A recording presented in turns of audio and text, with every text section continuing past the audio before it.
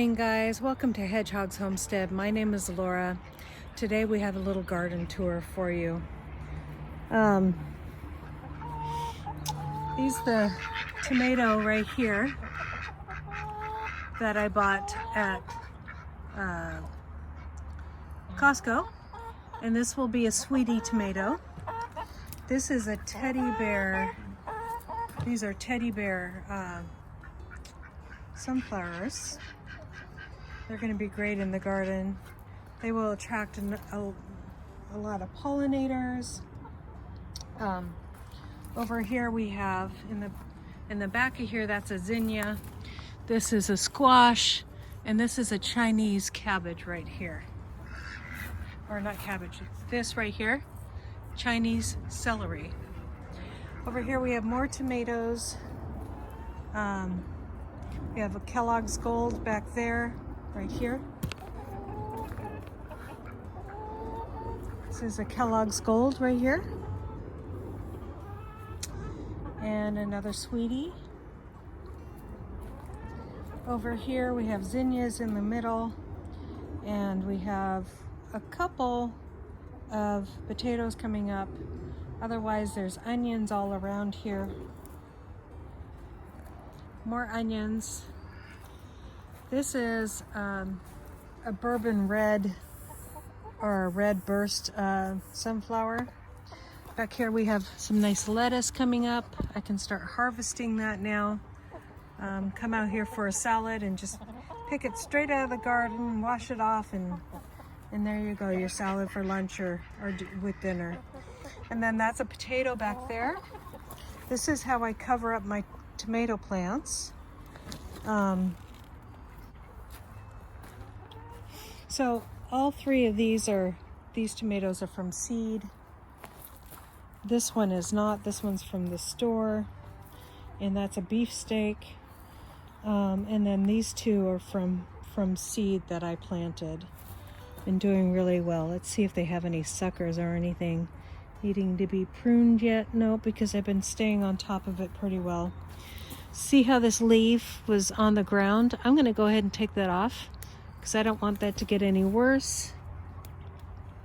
And the reason why well, it looks like there's a little bit of slug damage, but that's a little bit of blight from touching the ground. You don't want your tomato plant leaves touching the ground. This is arugula, and this is romaine lettuce, another potato back there. We have beets in here. I picked most of them.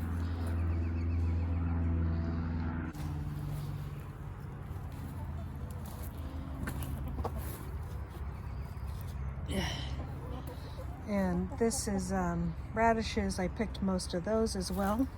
And that is a weed. And those are zucchini right there.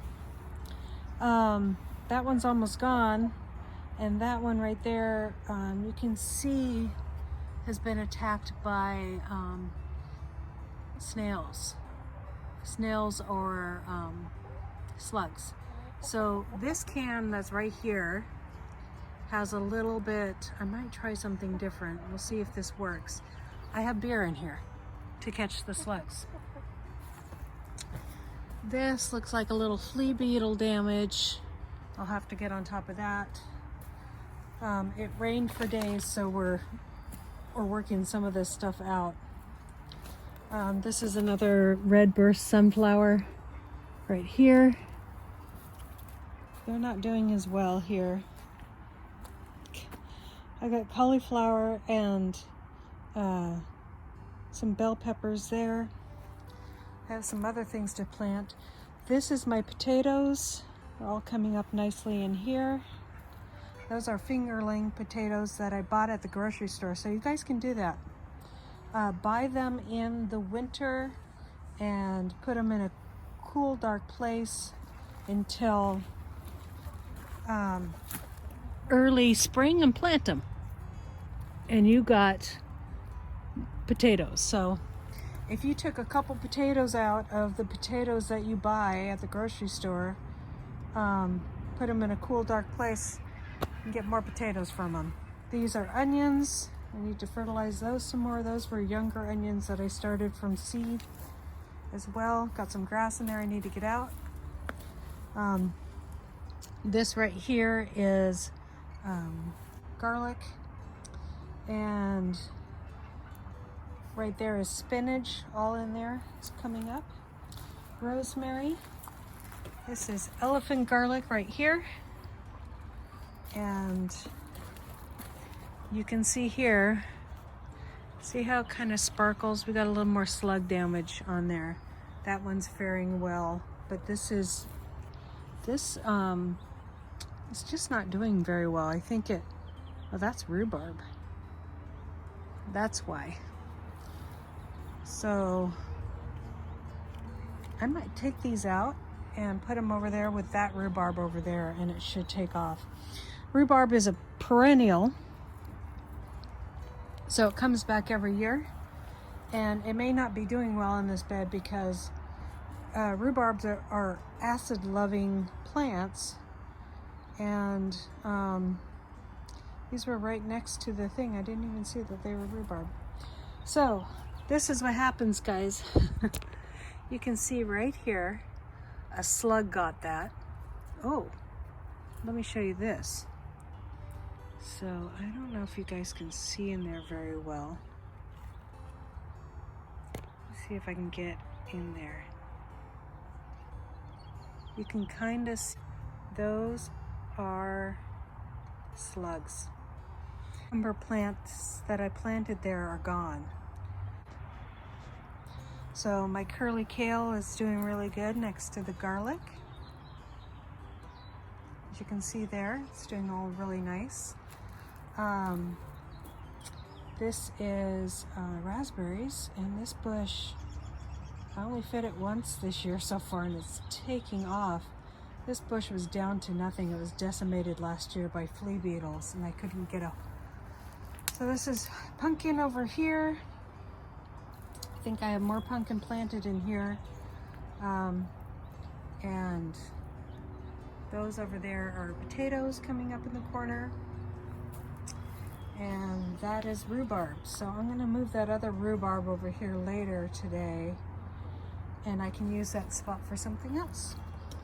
So yay, more space. So this whole bed right here will be all rhubarb. Isn't that cool? We can make strawberry rhubarb pie, or I don't know if you guys have realized, if you like rhubarb and you've ever bought it in the store, isn't it kind of a sticker shock how much it costs? And it's a perennial plant that if you feed it right will grow great in your garden.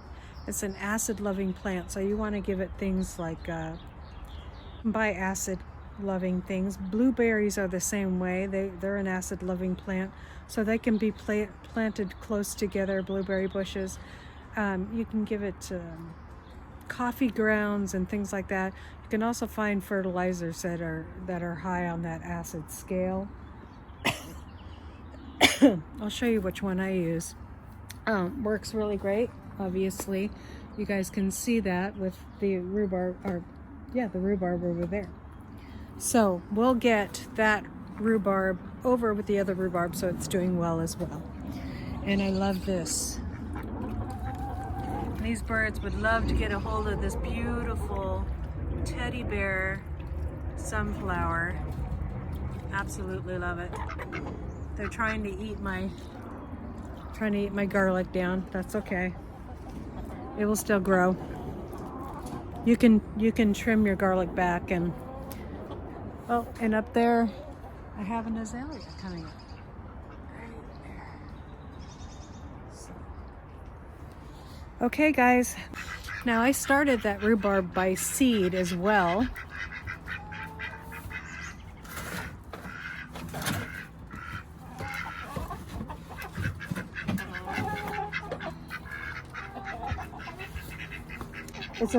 This is what I use to feed it. It's a 4-3-6 and acid mix, and it does really good. So started them from seed and planted them in the garden when they were pretty small, and fed them this about every 2 weeks, and that rhubarb is doing really good.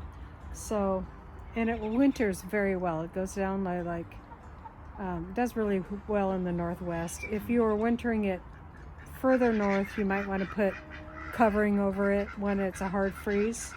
But it usually comes back and does pretty well. So anyways, this is what I use for my rhubarb. I use, I love this brand, Down to Earth. I use a lot of their products. They have a all-around mix. It works really good too. So check it out. This is how you can feed those organically. If you use the coffee pods, a lot of people don't. That was my dilemma. I'm the only one who drinks coffee in my house, so I have coffee pods. Otherwise, when I have a big company, we take out the coffee maker. So we don't ground coffee a whole lot. So we don't have a lot of coffee grounds. So this works great and probably is cheaper in the long run. Okay guys, that is my garden tour. Please like and subscribe, and as always, God bless.